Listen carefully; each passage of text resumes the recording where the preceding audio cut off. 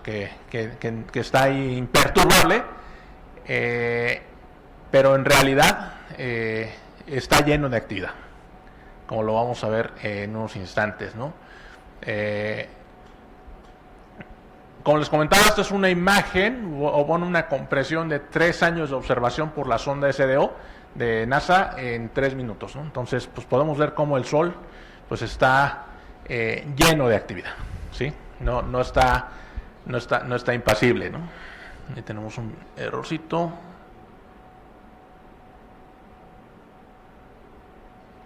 Pero no necesitamos ver los 3 minutos, es simplemente para ilustrarles cómo pues el Sol tiene una actividad interesante e impresionante, ¿no? Bien. Ahora, le debemos muchas cosas al Sol, ¿sí? Primero que nada, el Sol es lo que nos está manteniendo anclados en nuestro lugar, ¿sí? Gracias a la atracción gravitacional del Sol, pues no somos una roca congelada volando sin dirección en el espacio interestelar, ¿sí? Gracias a la presencia del Sol, nuestro planeta pues tiene una trayectoria orbital alrededor de él, donde pues la fuerza centrípeta pues es precisamente la atracción gravitacional del Sol debido a su masa con respecto a nuestro planeta. Además de eso, además de que nos mantiene, digamos, atados o confinados a una región específica del espacio, pues es la principal fuente de energía para el planeta, ¿sí? Todas las demás energías del planeta pues tienen su origen precisamente en el Sol, ¿sí? Incluso el petróleo, ¿no? Todos sabemos qué es el petróleo, ¿no? El petróleo pues no son más que restos de vida animal y vegetal de hace muchos millones de años y que encontraron las condiciones adecuadas para transformarse en lo que hoy conocemos como el petróleo, ¿no? Pero toda esa vida animal y vegetal durante su paso por la Tierra pues adquirió energía a través del Sol y pues ahora la estamos recuperando, ¿sí? Entonces realmente si nos ponemos a pensar absolutamente todas las fuentes de energía con las que contamos en la Tierra tienen su origen en el Sol, ¿sí? Entonces el Sol nos ilumina tanto de día como de noche, ¿no? Y todos sabemos por qué también de noche, ¿no? Porque la Luna no tiene luz propia, la Luna refleja la luz que proviene del Sol y entonces pues el Sol también nos está alumbrando incluso de noche. Mucho menos, pero algo, ¿no? El Sol nos da o permite que la temperatura en la superficie de la Tierra pues sea adecuada para la proliferación de la vida, ¿sí?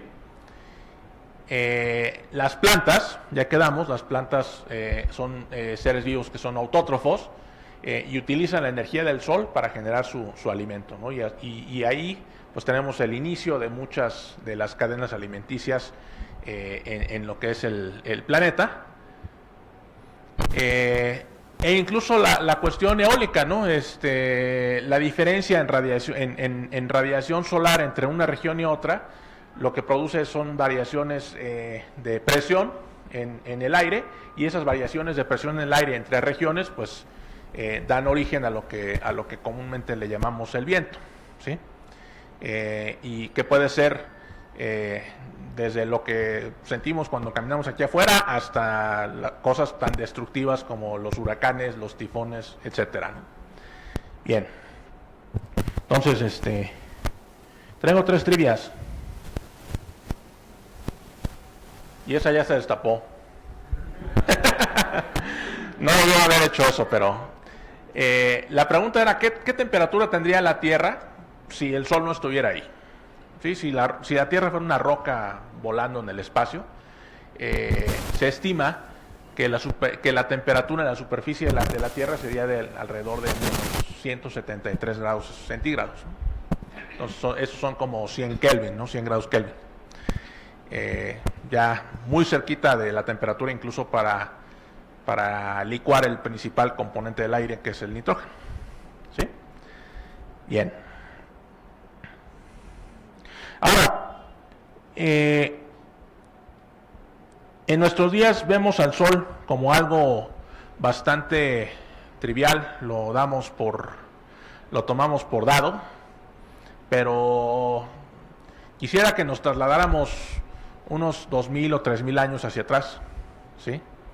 Las primeras civilizaciones humanas, y que nos pusiéramos a pensar, pues, qué concepción tenían ellos del sol, ¿sí? Ahorita pues ya estamos muy modernizados y realmente, como les decía, ya nadie se pregunta si mañana va a salir el sol. Pero los antiguos sí tenían esa pregunta. Los antiguos sí estaban preocupados de, obviamente, al igual que nosotros, se daban cuenta de que el sol es vida, el sol da calor, el sol hace que las plantas crezcan, etcétera. El sol nos ilumina, y entonces pues se daban cuenta de su importancia primordial para la vida en la tierra. Y entonces para ellos era una preocupación genuina. Oye, ¿y qué va a pasar mañana que si no sale el sol, ¿no? Pues todos nos vamos a morir, ¿no? Entonces pues hay que mantener al sol contento para que vuelva a salir mañana, ¿no? Y entonces desde los albores de la humanidad el sol adquiere un carácter metafísico, ¿sí? ¿Por qué? Pues porque es muy importante para la vida. No sabemos qué es, lo queremos alcanzar, pues no, jamás lo vamos a alcanzar. No lo entendemos, ¿sí? Los humanos de hace 2000 o 3000 años no entendían qué era el sol, pero lo que sí los quedaba muy claro era su importancia para el sostenimiento de la vida en la tierra. Entonces pues empiezan a salir todos los aspectos religiosos alrededor del sol, y en prácticamente todas las culturas, ¿no? Ahí tenemos el carro de Apolo de los griegos, ahí tenemos al dios Osiris de los egipcios, pues ahí está el dios Tonatiuh, que le da título a esta presentación. Los sumerios, los nórdicos, al igual que muchas otras culturas, tenían la idea de que en la noche el sol se iba a pelear con el lado oscuro, ¿no? Y si salía victorioso, pues volvía a salir al otro día, ¿no? Pero pues después se iba a volver a pelear, y pues quién sabe si ahí fuera a ganar o no, ¿no? Entonces, imagínense, por ejemplo, un fenómeno de este tipo, ¿no? O sea, un eclipse era un augurio realmente catastrófico. Oye, ¿qué le está pasando al sol? Ya finalmente llegó el día en que se acabó el sol. Entonces eran eventos que eran de suma relevancia para los antiguos, y que les podían infundir incluso miedo, ¿no? Incluso si nos vamos más hacia adelante, a cuestiones religiosas incluso más avanzadas, pues seguimos teniendo esa omnipresencia del sol en un contexto de religión y metafísico, ¿no? Entonces, costó mucho trabajo quitarle al sol ese atributo, ese carácter místico y religioso. Pues fue un trabajo bastante arduo, ¿no? Los primeros intentos que tenemos por hacer eso, pues obviamente vienen de Grecia clásica, con los filósofos griegos clásicos. En esos años, 500 antes de Cristo más o menos, pues es cuando tenemos el apogeo de la cultura griega clásica, y empiezan a surgir muchas ideas que van en contra de una descripción metafísica no nada más del sol, sino del universo en su conjunto, ¿no? Empiezan a surgir ideas muy interesantes, pero que desafortunadamente, pues después de este periodo, pues van a caer en un olvido de prácticamente 1000 años, ¿sí? Porque no van a volverse a retomar hasta prácticamente el siglo XVI, ¿sí? Que tenemos el Renacimiento, porque pues tenemos ahí toda una etapa donde la cuestión mística predomina sobre la cuestión racional. Entonces, de los primeros personas en poner a temblar esa parte, pues es precisamente Nicolás Copérnico, cuando él desafía el pensamiento aristotélico de que la Tierra es el centro del universo y todo se mueve, todo gira alrededor de la Tierra, ¿no? Entonces, realmente lo que comenta Copérnico es que pues hay una mejor manera de describir el universo si lo visualizamos como en un marco de referencia, digamos, donde el Sol está fijo y las cosas están girando alrededor, ¿sí? Lo que tiene que quedar claro es que yo puedo establecer un marco de referencia donde la Tierra esté fija y todo se mueva alrededor de la Tierra. Pero ese marco de referencia va a ser súper complejo, ¿sí? Para describir el movimiento de todo lo que está alrededor de la Tierra, considerando que la Tierra está fija, el movimiento va a parecer incluso caótico, porque es sumamente complicado el establecer un marco de referencia donde yo digo, aquí estoy parado y todo lo demás se está moviendo alrededor. Se hacía muy complicado y realmente el genio de Copérnico fue decir, bueno, si me paro en el Sol, o si considero el Sol como el origen, la descripción de todo el movimiento estelar se vuelve mucho más sencilla, ¿no? Después, retomando las ideas de Copérnico, obviamente Copérnico nunca tuvo acceso a un telescopio. Todo el trabajo de Copérnico fue lo que lo llamaríamos ahora teórico, ¿sí?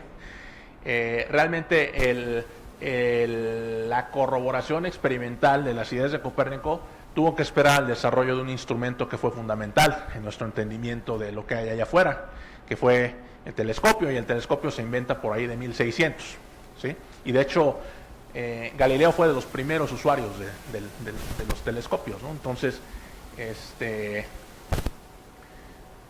Galileo, con sus observaciones de los satélites jovianos y de los planetas, pues empieza a corroborar que las ideas de Copérnico tenían sentido, y pues por poco le cuesta el pellejo, ¿no? Porque a diferencia de Copérnico, que vivía bastante lejos del Papa, Galileo estaba ahí a la vuelta de la esquina, ¿no? Entonces, pues él, digamos, iba a tener más problemas, estaba en un ambiente más hostil desde el punto de vista de las ideas, ¿no? Después viene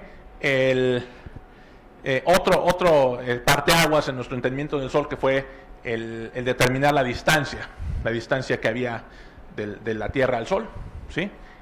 Y la primera medición pues se hace por Giacomo Cassini, por ahí a mediados del siglo XVII más o menos, ¿no? Ahorita vamos a platicar un poquito de cómo lo hizo. Después viene otra pieza clave del rompecabezas, que tiene que ver con qué tan vieja es la Tierra, ¿sí? Saber, también, digamos, mucha de la información que teníamos respecto a la edad de la Tierra, pues también se había desarrollado en un contexto, pues también místico, religioso, etcétera, ¿no? Con Darwin aparecen los primeros intentos de hacer una datación de la Tierra basándose en evidencias evolutivas, en cómo ha ido moviéndose cómo han ido evolucionando las especies. Poco después de Darwin, pues empiezan a surgir también las evidencias geológicas, ya con nuevas herramientas se empieza a tener la capacidad de poder hacer una datación de la Tierra, ya no basándonos nada más en la cuestión evolutiva, sino en la cuestión geológica, ¿no? Y también vamos a hablar un poquito más a detalle de eso.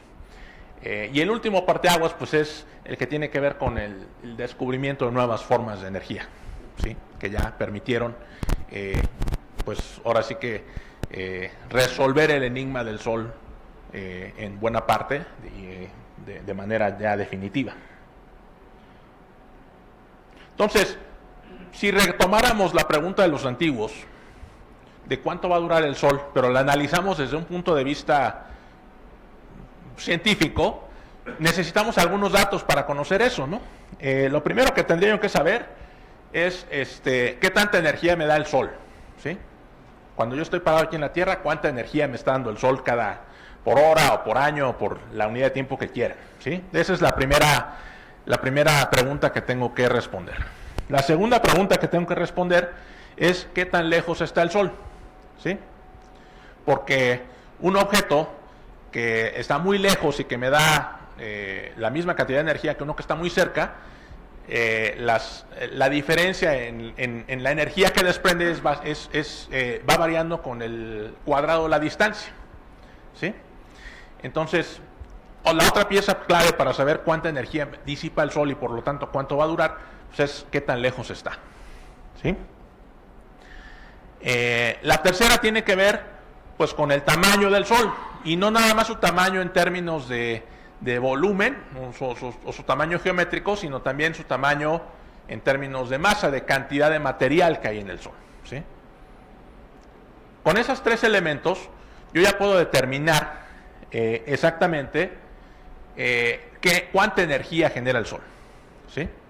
Sabiendo yo cuánta energía genera el Sol y conociendo a qué tasa me la está entregando, pues yo ya puedo extrapolar y decir, perfecto, pues ya sé que el Sol va a durar esta cantidad de tiempo, ¿sí? Entonces, cuando vino el Renacimiento, la gente empezó a pensar de esta manera, ¿sí? Empezó a querer, pues, tratar de descubrir esas piezas y tratar de decir de una vez por todas cuánto va a durar el Sol, cuánto tiempo nos queda de vida, ¿no? Básicamente. Entonces, los griegos hicieron mucho trabajo al respecto, pero mucho de ese trabajo pues tuvo que, como les comentaba, esperar prácticamente 2000 años para ser redescubierto, ¿sí? Mucho de ese conocimiento de Grecia clásica se perdió en un evento bien desafortunado, ¿no? Que fue cuando se quemó la biblioteca de Alejandría. La biblioteca de Alejandría concentraba un acervo inmenso de mucho conocimiento que habían acumulado los filósofos griegos de la época clásica, pero pues sí, también por una cuestión religiosa, pues se destruyó ese acervo, ¿no? Y eso pues básicamente nos atrasó prácticamente 1000 años, ¿sí? En términos de desarrollo científico y desarrollo tecnológico. Entonces, aquí hay una cronología de básicamente los eventos que ocurrieron durante el Renacimiento, precisamente. En 1510 ya quedamos que es el arranque, o lo que marca el arranque pues es Copérnico diciendo o sugiriendo que el modelo heliocéntrico, ¿no? Un modelo donde el Sol es el centro y los planetas están girando alrededor, ¿sí?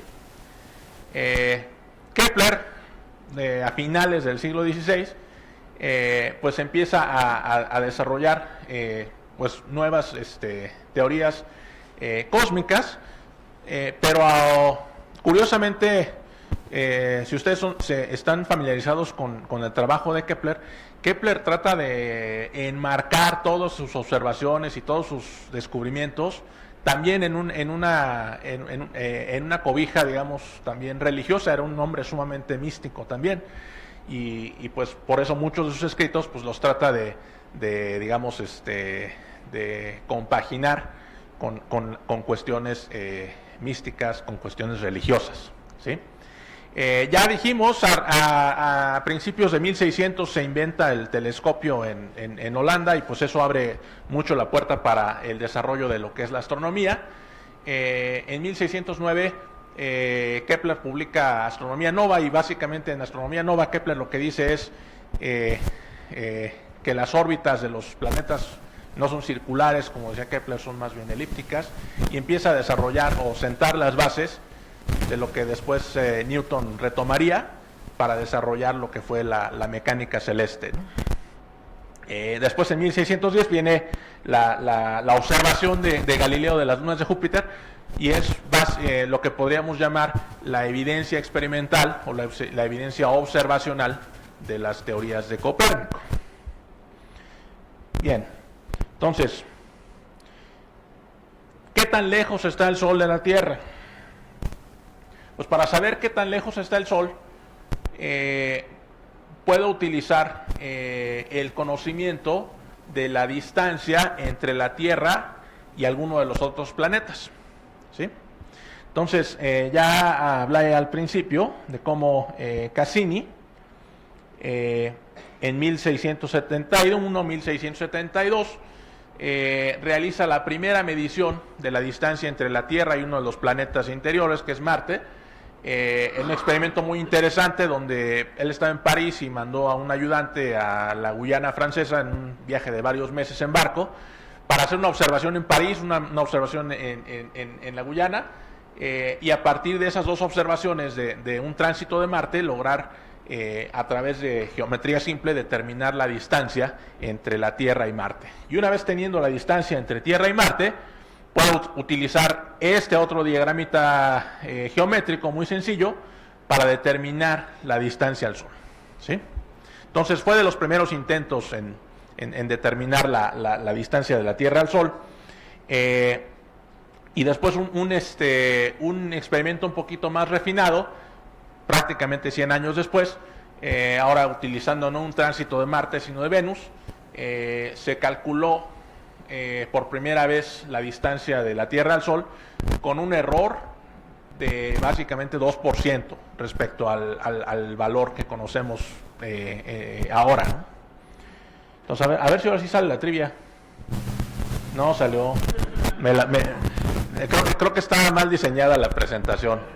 Pero a ver, básicamente el Sol lo tenemos a 150 millones de kilómetros de distancia, ¿sí?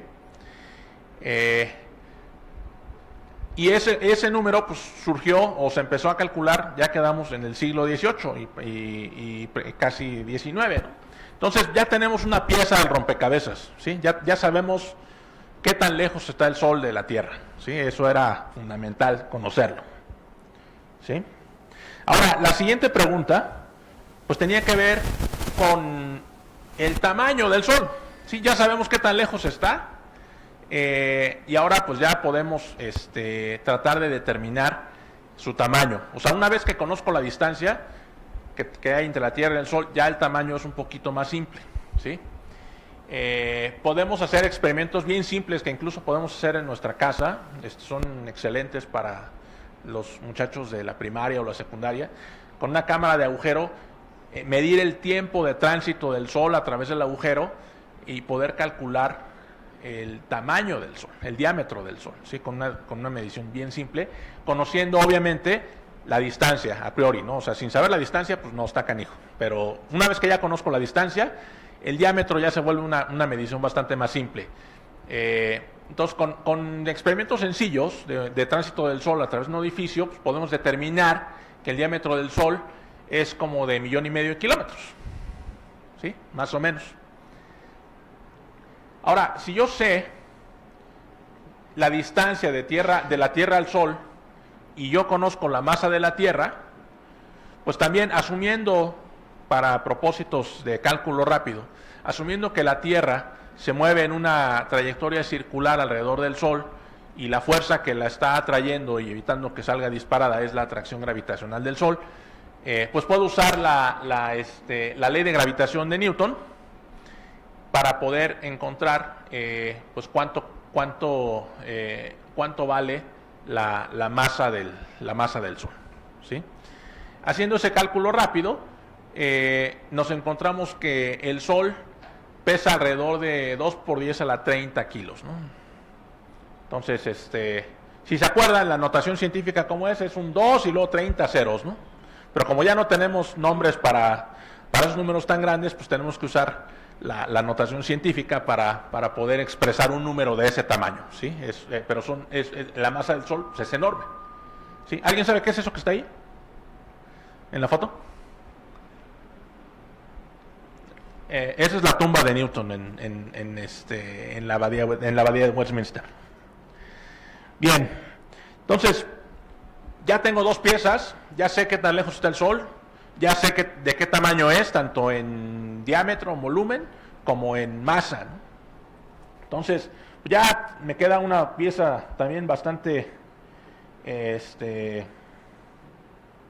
sencilla, ¿no? Y es cuánta energía me entrega el Sol, ¿sí? Ahí vamos a tener el pequeño detalle de que una cosa es lo que le llega a la Tierra antes de cruzar la atmósfera y otra la que le llega a la Tierra cuando atraviesa la atmósfera. ¿Por qué? Pues porque la atmósfera de la Tierra contiene gases que pueden absorber o pueden reflejar parte de la luz solar, ¿sí?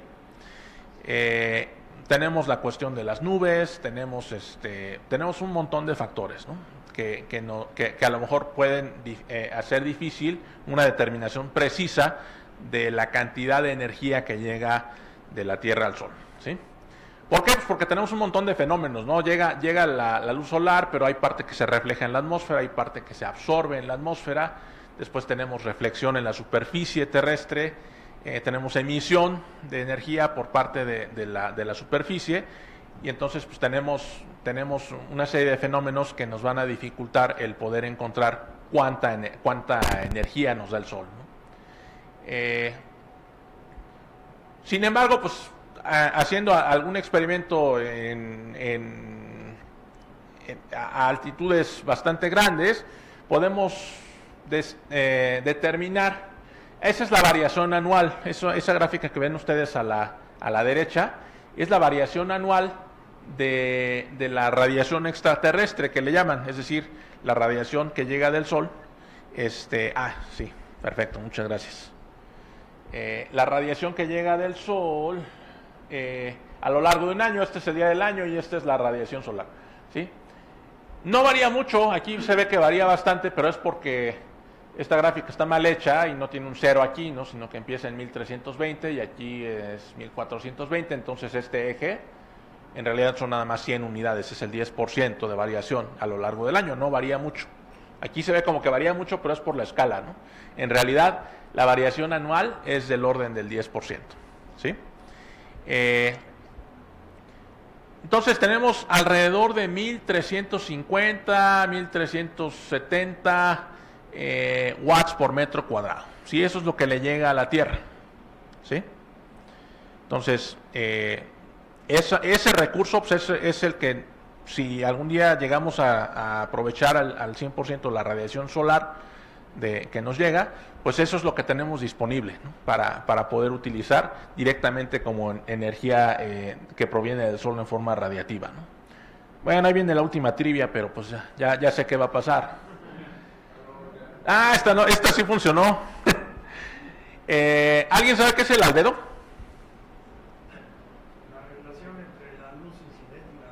Exactamente. La Tierra y prácticamente todos los cuerpos celestes les llega una cierta cantidad de radiación, absorben una parte, pero también reflejan o emiten, digamos, otra cantidad de radiación, ¿no? Entonces, la Tierra, al igual que todos los cuerpos celestes, pues tienen albedo, ¿no? ¿Alguien sabe cuánto vale el de la Tierra? ¿Cero? La C, 0.4. Sí, es correcto.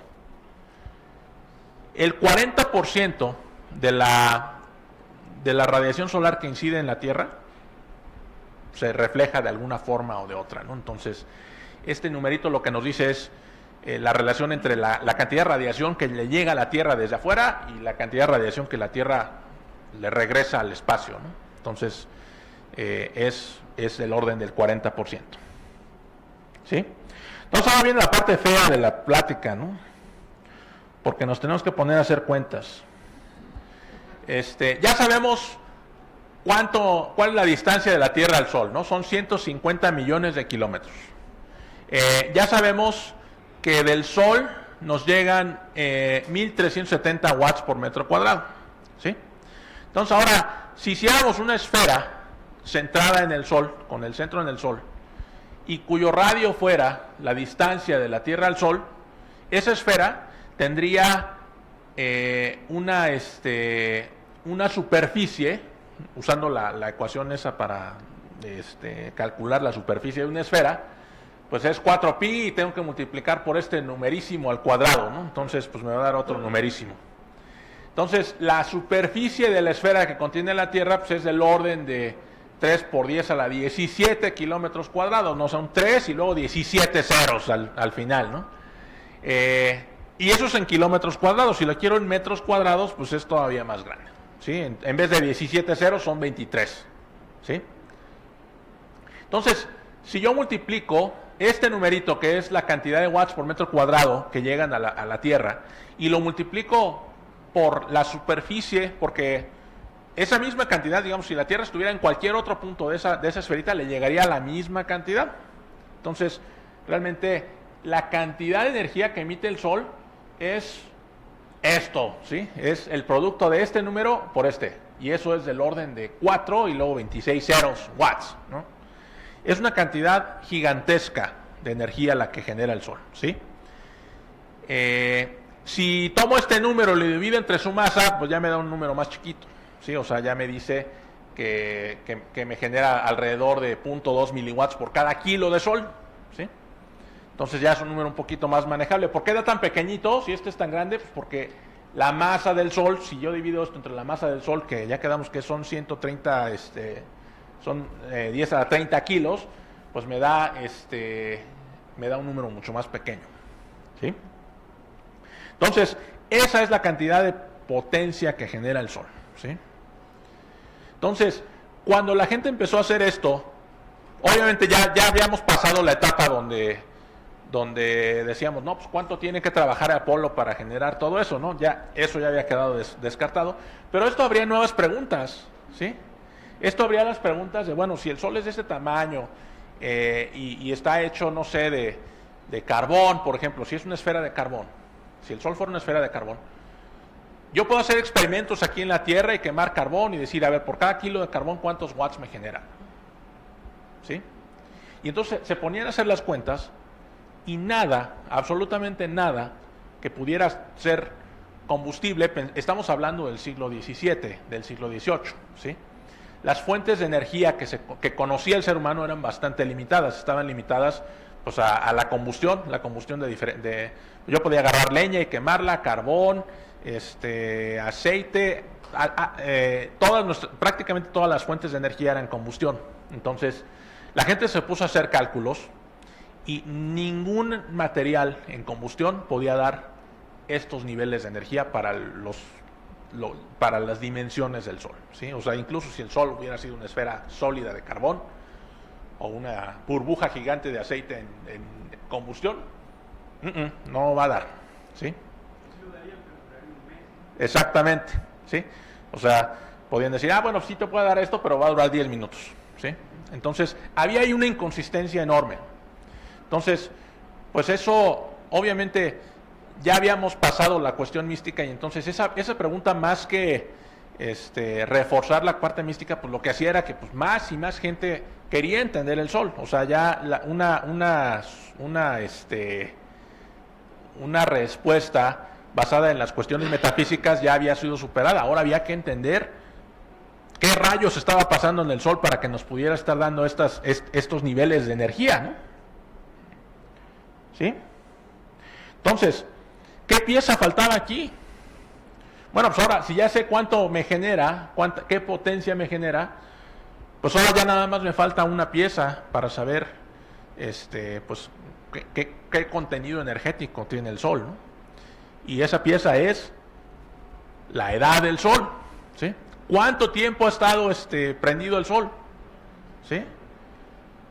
Entonces, pues decían, bueno, pues mi abuelo me decía que ya salía el Sol y su abuelo decía que también, y su abuelo decía que también, y en las pirámides hay un Sol, pues qué tan atrás nos tenemos que ir, ¿no? O sea, eso automáticamente llevaba también al cuestionamiento de la edad de la Tierra, ¿sí? Porque la gente decía, bueno, obviamente el Sol y la Tierra debieron de haber nacido más o menos al mismo tiempo, no puede ser que haya estado primero la Tierra y que después pues, el Sol haya estado ahí, ¿no? Porque pues no tendría mucho sentido que la Tierra predatara al Sol.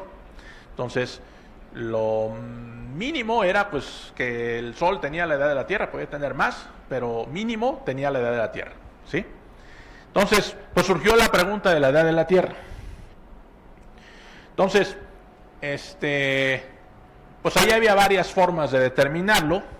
Una, se los comenté, Darwin, a mediados del siglo XIX, pues desarrolla todo lo que es la teoría de evolución. Empiezan a aparecer las eras geológicas, se empiezan a definir las eras geológicas, y entonces de repente la gente habla de los eons, ¿no? Entonces el eón donde aparece la vida es uno que se llama el Fanerozoico. Entonces el Fanerozoico pues ha durado alrededor de 500 millones de años, ¿sí? Entonces el razonamiento de Darwin es, bueno, si en el Fanerozoico aparece la vida hace 500 millones de años, pues para que haya vida necesariamente tiene que haber sol. Entonces, pues el sol tiene por lo menos 500 millones de años, ¿sí? Entonces este dato pues, está soportado por la evidencia de la existencia de vida en la Tierra y la teoría evolutiva, ¿sí? Entonces, mínimo, el sol tiene unos 600 millones de años, ¿sí? Después vino la parte geológica, ¿sí? La parte geológica es todavía más extensa, ¿no? Ahí estamos hablando del periodo precámbrico, ¿no? Y el precámbrico es todo lo que antecede al Fenozoico. Ahí estamos hablando de casi 5,000 millones de años, ¿sí? La edad de la Tierra es del orden de 5,000 millones de años. Y aquí el razonamiento es que la formación de la Tierra pues no puede ser antes que la formación del Sol. Entonces el mínimo de años que el Sol ha estado prendido, dándonos esa cantidad de potencia que vimos en la otra lámina, es 5,000 millones de años. Entonces, pues eso ya nos metió en problemas, porque la cantidad de energía que entonces tiene el Sol es impensable, ¿sí? Entonces, ¿qué empezó a hacer la gente?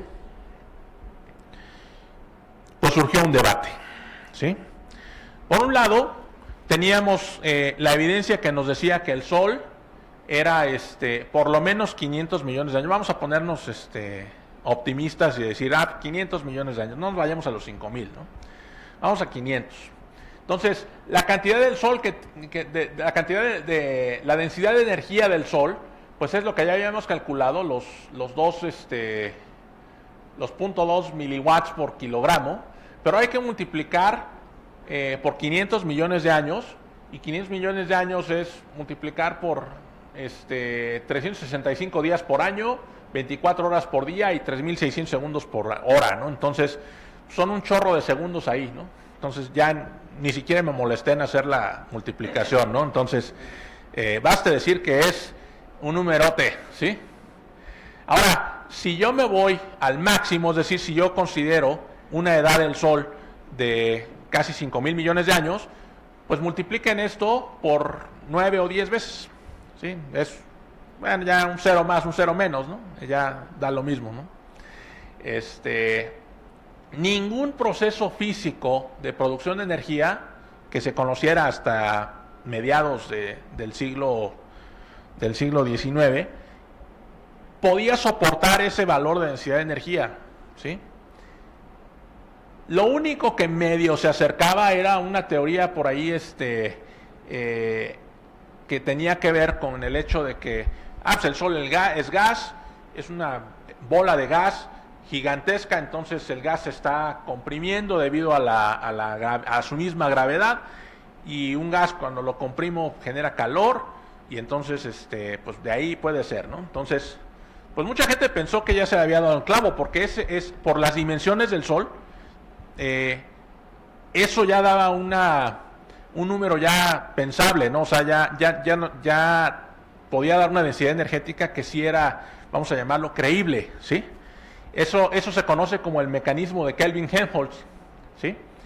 De acuerdo a ese mecanismo, el Sol debía tener como más o menos 30 millones de años, ¿sí? Entonces, los físicos que estudiaban al Sol decían, es que el Sol no puede tener más de 30 millones de años, porque si no las cuentas en cuanto a la generación de energía no dan.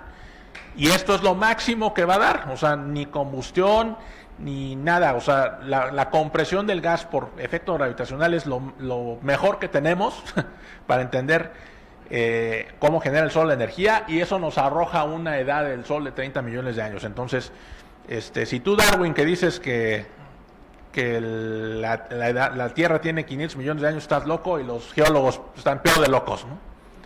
porque pues no puede ser. Entonces, pues hubo que ponerse a pensar, o sea, realmente el dilema aquí era, pues, ¿de dónde está sacando el sol la energía? O sea, estas eran las formas de energía con las que la gente estaba familiarizada, ¿sí? Ya el mecanismo de Kelvin-Helmholtz era ya algo bastante exótico y pues como que medio daba, pero pues le estaba fallando ahí como por un factor de 20, ¿no? Entonces, y pues los biólogos y los geólogos estaban pues muy renuentes a aceptar eso, porque la evidencia que ellos tenían les decía que la Tierra era más antigua, pero los físicos decían no puede ser, porque la energía del Sol no da para esas escalas de tiempo, ¿sí? Entonces, pues había un debate ahí interesante, ¿no? Entonces, una de las claves vino cuando la gente ya no se preguntó nada más de qué tamaño era el Sol, qué masa tenía y qué tamaño tenía, sino qué había en el Sol, ¿sí? Era otra de las preguntas. Bueno, ok, ya sabemos cuánto mide, qué masa tiene, dónde está, no da. Ahora, ¿qué hay ahí, no? ¿Qué tiene el Sol, no? Y a lo mejor eso nos da alguna clave de cómo es que genera su energía, ¿no? Entonces, afortunadamente, la luz del Sol y en general cualquier flama o cualquier objeto en combustión, la luz que emiten los objetos trae información respecto a lo que hay en el objeto. Eso es algo que utilizan la gente que hace pirotecnia, por ejemplo. Pues el color de la pirotecnia está en función de los minerales que hay en la tierra que mezclamos con la pólvora, y entonces pues por eso cuando truena el cohete pues, se ve verde o se ve azul o se ve amarillo, ¿sí?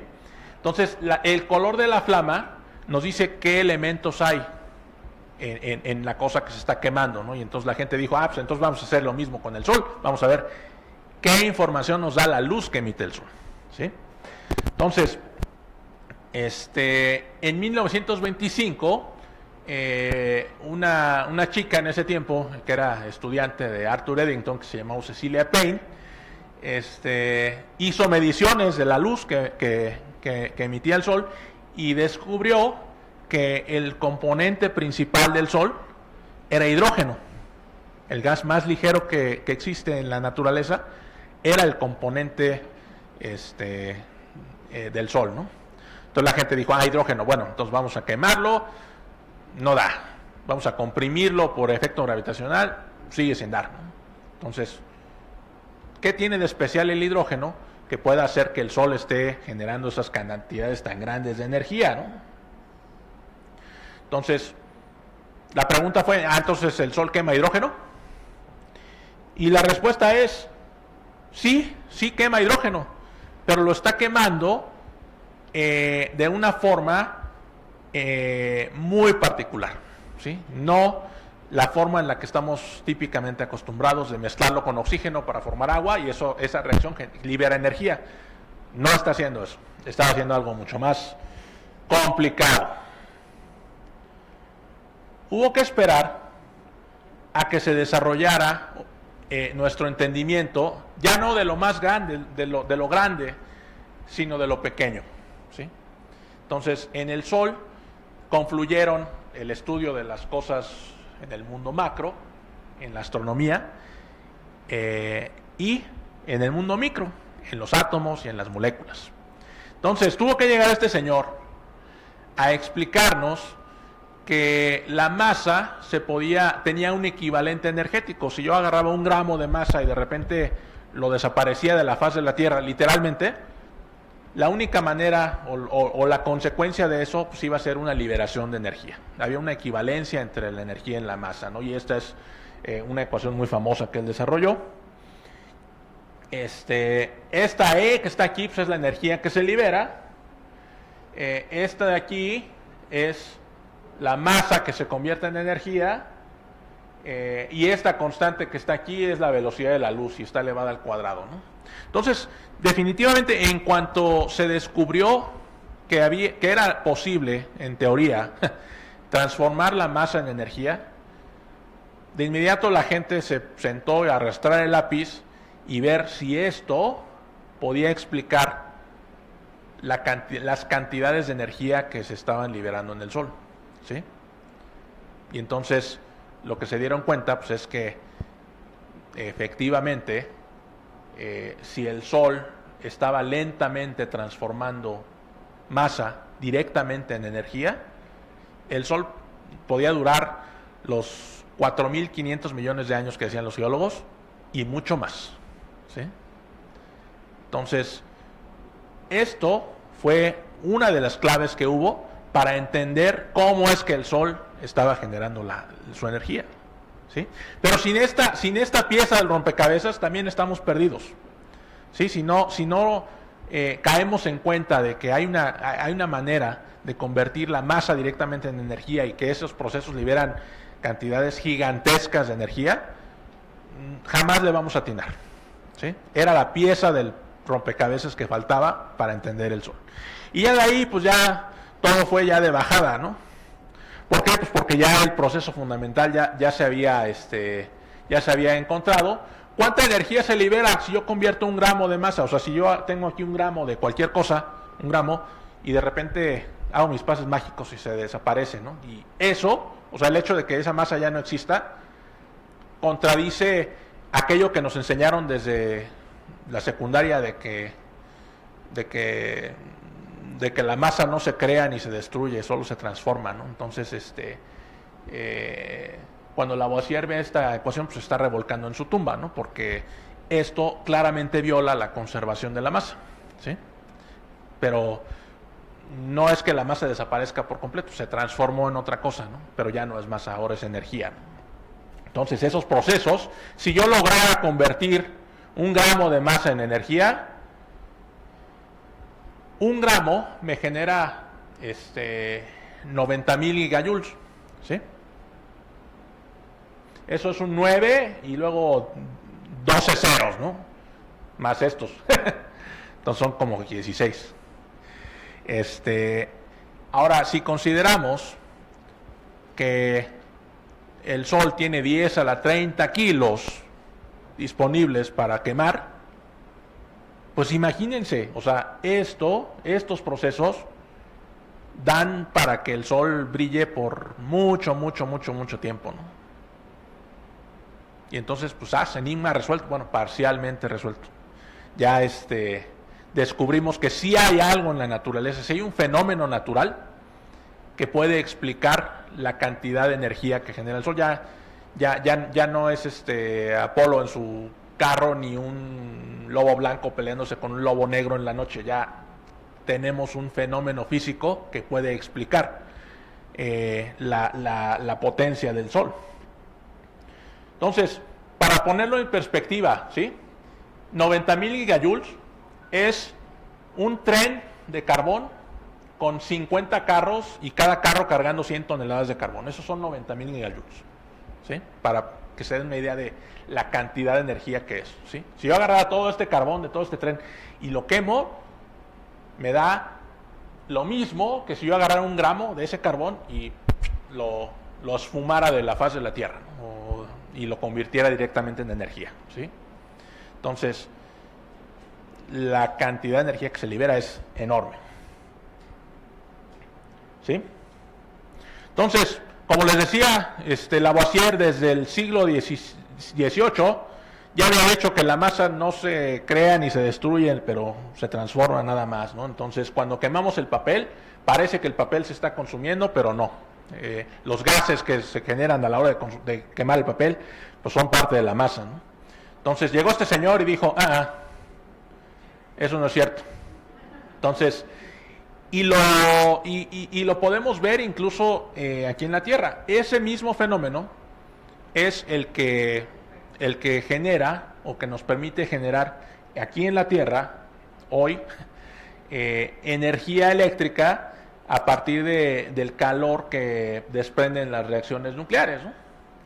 ¿Cómo sabemos que eso funciona? Pues porque si yo pongo aquí, en este reactorcito nuclear, pongo de inicio 125 toneladas de cosas, ¿sí? Y lo dejo correr por un rato, 2 años, resulta que al cabo de los 2 años ya me gasté 1 gramo, ¿sí? Me falta 1 gramo.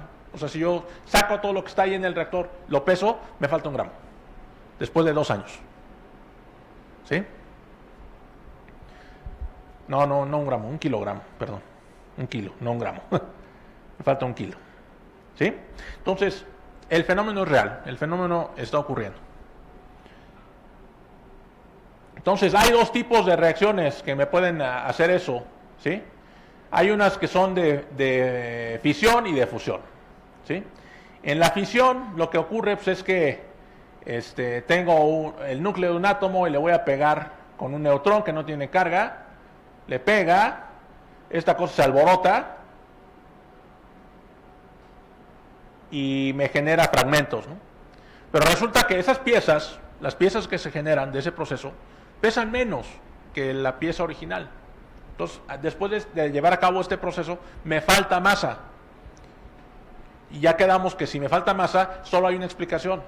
Este proceso libera energía, ¿sí? Entonces, este proceso se llama fisión, porque lo que hago es que tomo un objeto grande, le pego con algo y se parte, ¿no? Pero los pedazos pesan menos que el objeto original, ¿sí? Entonces, este es el objeto original, estos son los pedazos, y el objeto original pesa más que los pedazos, ¿sí? Ahora, hay otro tipo de procesos, que es el proceso de fusión, donde lo que tengo es un núcleo de este tipo, se le va a acercar uno que se parece, pero son pequeñitos, y entonces este se le acerca y me forma algo más grande, ¿sí? Es el proceso inverso. El otro era, tomo algo grande y lo parto, ¿sí? Y los pedazos pesan menos, ¿no? Este es, tomo 2 cosas chiquitas y las junto, y el resultado de ese juntarlos pesa menos, ¿sí? Y entonces esto también me va a generar energía. Y ese proceso, como ya se sabía, ya habíamos dicho que el Sol es hidrógeno, pues tiene que ser un proceso de este tipo, porque en el Sol no hay cosas pesadas. El Sol es primordialmente cosas ligeritas. Entonces, este proceso, que es el de juntar 2 cosas ligeras y ir formando cosas más grandes, es el que se está llevando a cabo en el Sol, ¿no? Entonces, no me voy a meter en por qué esto es mucho más difícil que el otro proceso, porque no acabamos, ¿sí? Entonces, aquí nada más es una cuenta para ver cuánto da la liberación de energía y demostrarles que efectivamente esto de aquí pesa menos que lo de acá abajo, y cuando estamos juntando cosas chiquitas, también esto de aquí pesa más que lo que está aquí abajo. Bien, entonces, como ya se está haciendo tarde, vamos a terminar, ¿sí?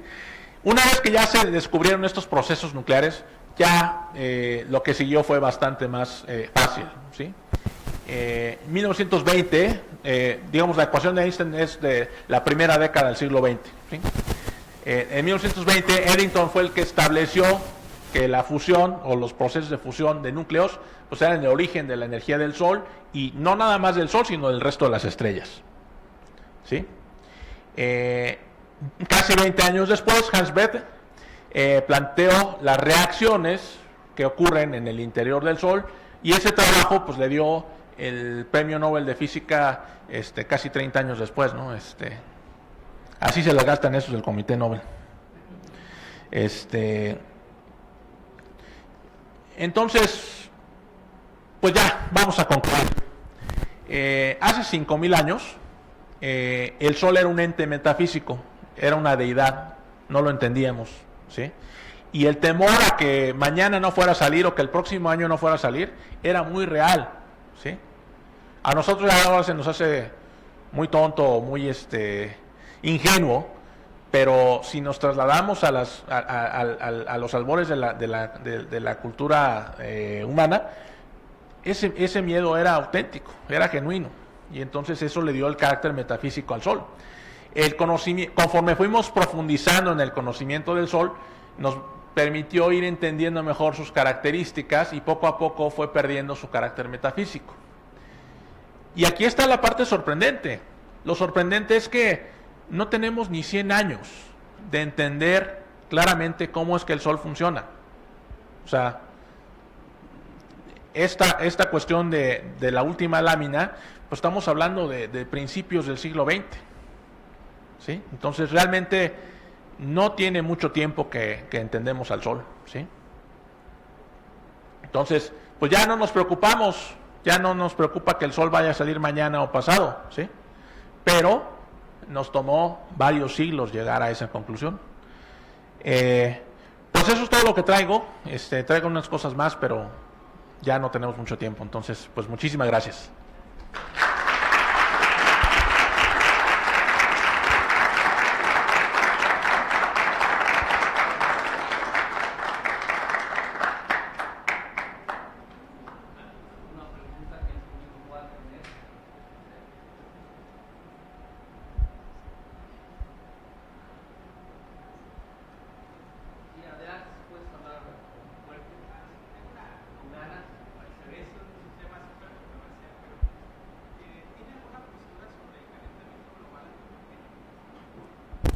El calentamiento global antropogénico.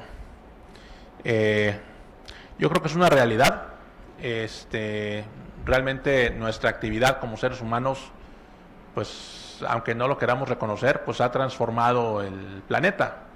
Y realmente ese balance del que estábamos hablando entre la energía que entra del Sol y que después el planeta emite, pues yo creo que sí se está modificando, ¿sí? Entonces, si el albedo ahorita es 0.4, pues una variación en el albedo incluso de milésimas representa que una gran cantidad de energía que antes salía, ahora se está quedando atrapada dentro del planeta, ¿no? Y entonces, pues sí, yo creo que definitivamente tenemos que tomar medidas para pues tratar de reducir el impacto que tenemos en el planeta, ¿no? Y la parte del calentamiento global, de cambiar o modificar las propiedades de absorción de energía o de reflexión de energía que tienen las capas de la atmósfera, pues es fundamental, es uno de los primeros pasos que tenemos que dar. Antes nos preocupábamos de las cuestiones del UV, ¿sí? que tenían que ver con la presencia del ozono en la atmósfera, que es un excelente bloqueador de UV. Se empezó a perder la concentración de ozono en la capa, en la atmósfera. Se tomaron medidas, se pasó legislación y el efecto se revirtió, ¿sí? Entonces, ¿por qué no podemos hacer eso de nueva cuenta, ¿no? Porque también la cuestión de los gases de invernadero, pues ya no es tanto que el efecto no es que dejen pasar más radiación solar y que caliente, sino que parte de la radiación que refleja la Tierra, que antes salía, pues ahora se está quedando atrapada, ¿no? Y de hecho, pues por eso el efecto primordial pues, se llama el efecto invernadero, ¿no? Porque la atmósfera está actuando por la presencia de ciertos gases, pues como un invernadero, pasa la luz solar, pero la parte de la energía que debería de salir emitida por la Tierra ya no está saliendo como antes, se está quedando atorada en la atmósfera y ya eso pues puede provocar que la temperatura pueda subir, ¿no? Entonces, pues sí sé que es un tema bastante polémico. Hay quien dice que es un invento de los chinos, hay quienes creemos que es una cosa real y que hay que tomar medidas para prevenirlo, pero pues sí, realmente como ciudadanos lo que nos toca es presionar a los gobiernos para que tomen medidas, ¿no? Pero eso de lo de el efecto invernadero pues no es nuevo, ¿no? O sea, ha sido cíclico, ¿no? Por más que no hay mucho registro de los muy antiguos, pero ahorita lo que pasa es que López lo está acelerando. Exactamente. Lo está acelerando, Sí. pero Sí, siempre ha ocurrido, pero como muchas cosas en la Tierra tiene sus periodos, ¿no? O sea, tiene sus ciclos, y realmente a lo que le estamos pegando, pues no es tanto a que esté ocurriendo por primera vez, sino que los ciclos de temperatura de la Tierra, pues los estamos alterando y los estamos haciendo caóticos, ¿no? Por la cuestión de nuestra actividad, nuestra presencia en la Tierra, pues lo está ocasionando, ¿no? Sí, por favor. De las energías, quizá todas directo o indirectamente vienen del sol, tal vez excepto la geotérmica. Pues sí, efectivamente, la parte geotérmica pues es calor que está encerrado en el núcleo terrestre, ¿no? Por debajo de la corteza. Pues sí, probablemente sea un recurso energético que efectivamente pues no depende del sol, porque pues está asociado más pues con el génesis de la Tierra, ¿no? O sea, con la formación directamente de la Tierra. Y la nuclear, doctor, más un poquito, ¿no? La nuclear, la que mide la radiación de los propios elementos, también es Sí. un tipo de energía que no tiene el sol, pero que probablemente sea muy pequeña. Claro. Ahí, a final de cuentas, pues como lo descubrimos en la plática, ¿no?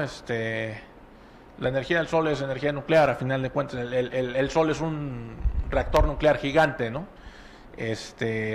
Hay algunos esfuerzos por llevar a cabo esos procesos aquí en la Tierra, o sea, de generar energía de origen nuclear usando los mismos procesos que ocurren en el interior del Sol. Pero han sido esfuerzos muy complicados, ¿no? De hecho, pues yo una buena parte de mi carrera profesional pues la he dedicado a meterme a esos menesteres, ¿no? Pero pues eso sería otra plática, ¿no? Y hoy estamos hablando del sol. Pero pues sí, también hay esfuerzos que están enfocados hacia la generación o la reproducción de esos fenómenos que ocurren en el interior del Sol, aquí en la Tierra, ¿no? De hecho ya lo hemos hecho, ¿sí? O sea, un dispositivo nuclear de hidrógeno básicamente es un Sol chiquito, ¿sí? Es un Sol bien pequeñito. Entonces los fenómenos que ocurren ahí pues son los mismos que ocurren en el Sol, pero pues como no es del tamaño del Sol, pues obviamente la cantidad de energía que genera pues es muy poquita y dura muy poco. Pero si han visto imágenes o han visto documentales de una detonación de un dispositivo de hidrógeno destructivo, la cantidad de energía que se genera es enorme, ¿no?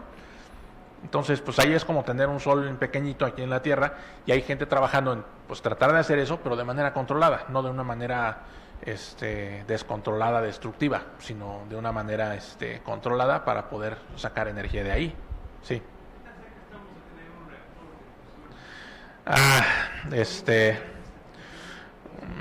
Como cada año estamos a 50 años, ¿no? Desde hace 50 años. Realmente se ha avanzado mucho. Ahí el problema es que hubo un avance muy significativo, como en muchas cosas, cuando había por ahí dos potencias que estaban tratando de competir para ver quién lo alcanzaba primero. Cuando existían esas condiciones, los gobiernos tenían mucho la tendencia a escribir cheques en blanco con tal de tener las cosas primero que el adversario. Con el término de la Guerra Fría esa fuerza de empuje se agotó, y ahorita pues se sigue avanzando, pero el avance es muy es lento, ¿no? Y pues lo que dicen los expertos que saben más que yo de esas cosas, pues es que probablemente acabe este siglo y pues todavía no tengamos un reactor comercial, que tengamos que esperarnos para él. Entonces más que reducirse el horizonte de tiempo, parece que se está aumentando con el tiempo, ¿no? Pero pues probablemente a nosotros ya no nos toque, pero a nuestros descendientes sí. Perdón, tenemos preguntas del público que nos está siguiendo por Facebook. Ok. La llamarada del sol de hoy está dentro de los parámetros normales y si no, ¿qué repercusiones tiene en la Tierra? Bueno, como lo vimos al principio, ¿no? El Sol pues no es una esfera perfecta de gas y completamente estable en estado estacionario, ¿no? El Sol es un ente muy activo, y pues obviamente llega a tener, pues ahora sí que ¿cómo llamarlos? Como eructos de energía, ¿no? Entonces, pues eso puede llegar a la Tierra. Hasta ahorita pues nunca se ha detectado un evento que pueda significar una catástrofe para la Tierra, ¿no? Pero pues sí puede afectar cosas como las telecomunicaciones o cosas de ese tipo, ¿no? Pero realmente el Sol también, pues la ventaja que hay es que está muy monitoreado, ¿no? O sea, hay muchos instrumentos en órbita que están observando el comportamiento del Sol, y pues la gente que hace física solar pues ya a lo mejor serían los más indicados para responder ese tipo de pregunta, pero hasta ahora los eventos de liberación de energía del Sol que son anómalos, pues no han tenido consecuencias catastróficas. Para nosotros sí nos afectan, porque a final de cuentas pues es más material que viene del Sol en forma de viento solar, y pues y afecta las comunicaciones en el sentido de que las propiedades de la atmósfera superior cambian, y entonces puede haber ahí disrupciones en ese sentido, pero más allá de eso no creo que haya ningún otro efecto disruptivo provocado por la actividad solar, ¿no? Y pues sí, mucho menos esa cuestión, anda por ahí flotando la información de que estos movimientos de las placas tectónicas, etcétera, que están relacionados con la actividad solar, y pues no. O sea, no hay que creernos esas cosas. Eso está más bien enfocado a la forma en la que la corteza se mueve, ¿no? Al final de cuentas sigue siendo impredecible las actividades del Sol. Digo, pese a todo lo que han estudiado y todo lo que ha evolucionado el conocimiento hacia nuestra estrella, sigue siendo impredecible. Exacto. Entonces yo me seguiría preguntando, ¿cuándo se acaba? Sí, digamos que esos eventos que le ocurren al Sol son perturbaciones, ¿no? O sea, el Sol como tal es estable, ¿sí? Está en un cierto equilibrio, y esos eventos pues, son producto de fluctuaciones que hay en el Sol, pero realmente necesitaría ser realmente algo completamente catastrófico como para que el Sol de plano de repente se volviera inestable, ¿no? Pero realmente la gente que hace física solar pues no habla de que pueda ocurrir ese tipo de evento, ¿no? Es estable el sistema, ¿no? Sí.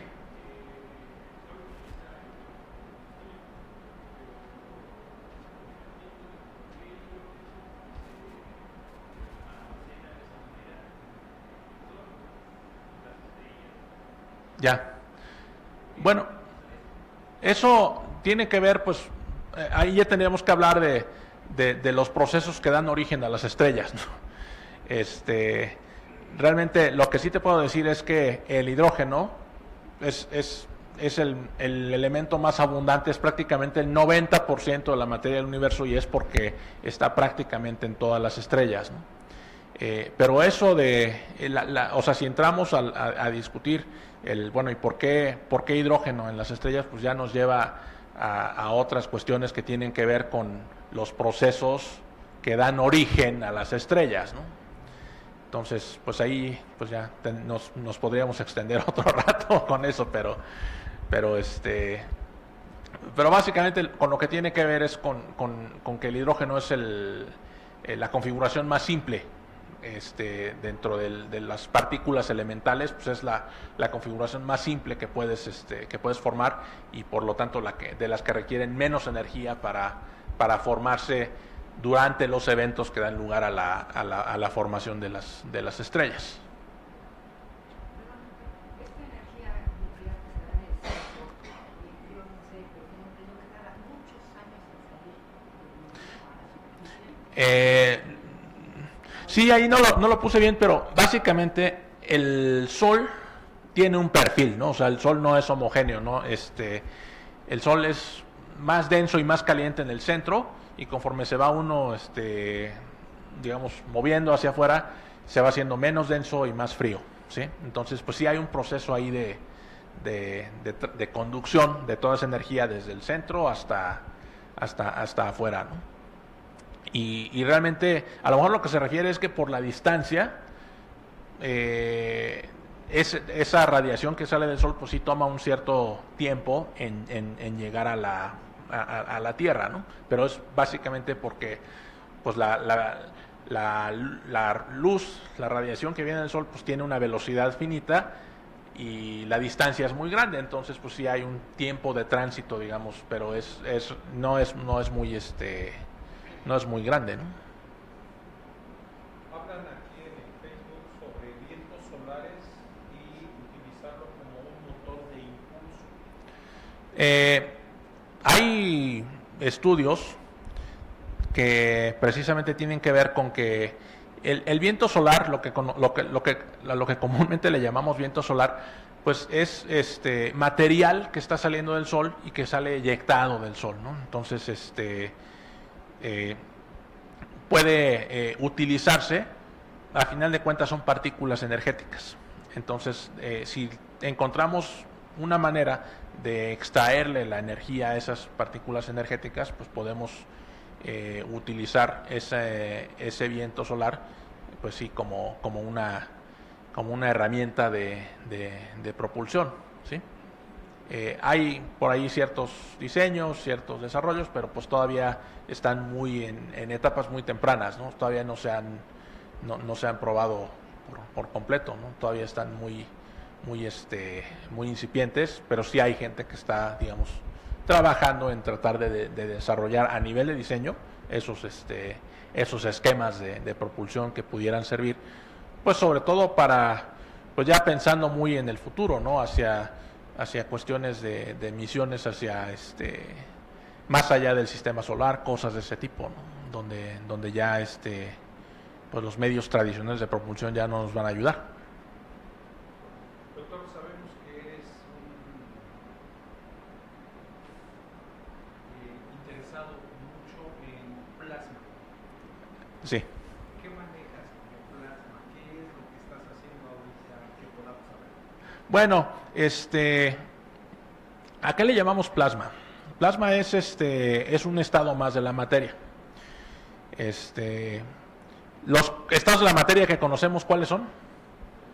El sólido, el líquido y el gas, ¿sí? Cuando estábamos en la prepa, el profe nos decía, a ver, si está el sólido, le meto energía y se funde y se convierte en líquido, ¿sí? Y si yo al líquido agarro y le pongo más energía, pierde la cohesión y se convierte en un gas, ¿sí? Y ahí se acababa la película en la prepa, ¿no? Hasta ahí llegaba, pero la gente curiosa como yo, de repente decía, bueno, y si yo al gas le sigo inyectando energía, ¿qué pasa, no? Y entonces el profe de física de la secundaria se enojaba y decía, pues no sé, hasta ahí llega el libro, ¿no? Entonces hasta ahí nos vamos a quedar, ¿sí? Entonces, pero ¿qué pasa? O sea, ¿qué es lo que está ocurriendo cuando hacemos esas transiciones? Lo que vamos haciendo es perder orden, ¿sí? El sólido es ordenado, es muy cohesivo, le meto energía y parte de esa cohesión se desprende y acabo con el líquido, que todavía tiene cierta cohesión porque pues si yo derramo líquido pues queda confinado a un charquito, no se expande. El gas, pues ese sí está completamente suelto, sus componentes. Pero lo que ocurre cuando yo le sigo inyectando energía al gas es que uno pensaría que ya no se puede descomponer más, lo cual es falso, porque todavía los átomos que componen el gas pues tienen componentes, tienen manera de poderse romper aún más si yo le sigo metiendo energía, ¿no?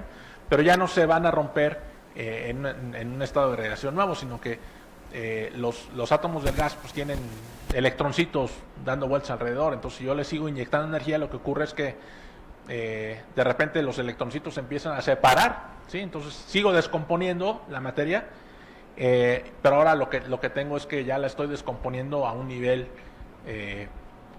por abajo, ¿no? Ya estoy descomponiendo al átomo como tal, ¿no? Cuando hago transiciones de sólido, líquido, gas, los átomos están intactos.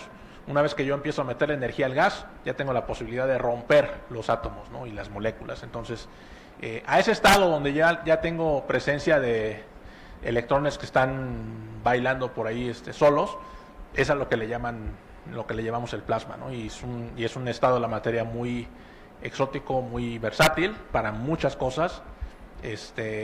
El interior del Sol, por las temperaturas que tiene, pues es un plasma, ¿no? Entonces, los experimentos que hay para tratar de reproducir las condiciones del Sol en la Tierra en un reactor controlado, también son plasmas, ¿no? Lo que tenemos adentro de estos tubos, que nos están iluminando en este momento, pues también son plasmas, ¿sí? Una flama, cada vez que abrimos la llave de la estufa y prendemos el gas, eso que le está dando color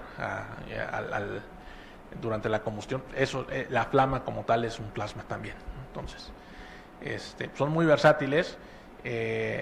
Yo trabajo tanto la parte de fusión, que es medio exótica, pero también trabajo con cuestiones que tienen que ver con cómo aplicar esos sistemas, pues para tareas un poco más mundanas, ¿no?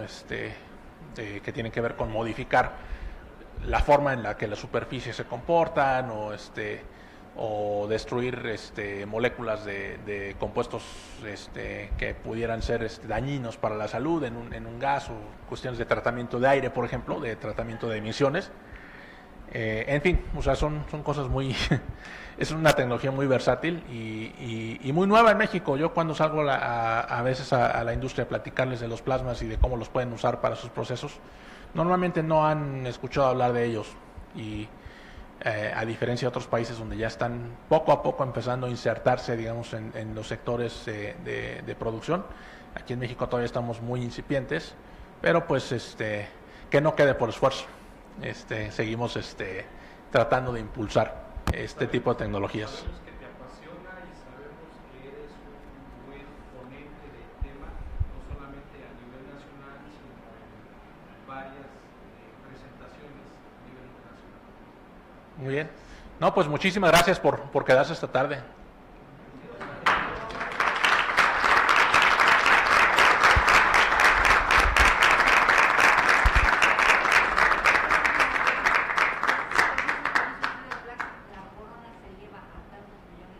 ¿Perdón?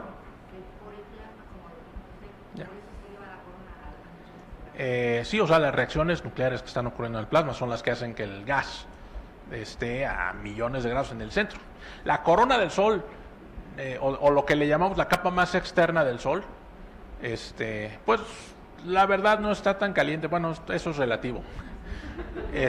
4000 Kelvin, ¿sí? 4000 grados es más o menos, 4000, 5000 grados es la temperatura que tiene la capa más externa del Sol. Pero adentro, en el núcleo del Sol, así como la Tierra, el Sol también tiene sus capas, ¿no? No hablamos de eso hoy porque pues también no íbamos a acabar, pero en el centro del Sol, en el núcleo del Sol, tenemos temperaturas de varios decenas de millones de grados. Y ya en la parte externa, por esos procesos de transferencia de la energía del centro hacia afuera, la temperatura se va cayendo, y ya la capa más externa pues, sí tiene una temperatura mucho menor, ¿no? Como les decía, el orden de 4000 Kelvin más o menos. Doctor, pues muchas gracias. Muy bien. La Sociedad Astronómica Infectada, la universidad le entrega este reconocimiento. No, muchísimas gracias, por su muchísimas gracias. presentación muy interesante, y le hacemos un pequeño regalo Muchísimas gracias. y agradecemos su presencia. Gracias. Eso es todo por ahora. Gracias.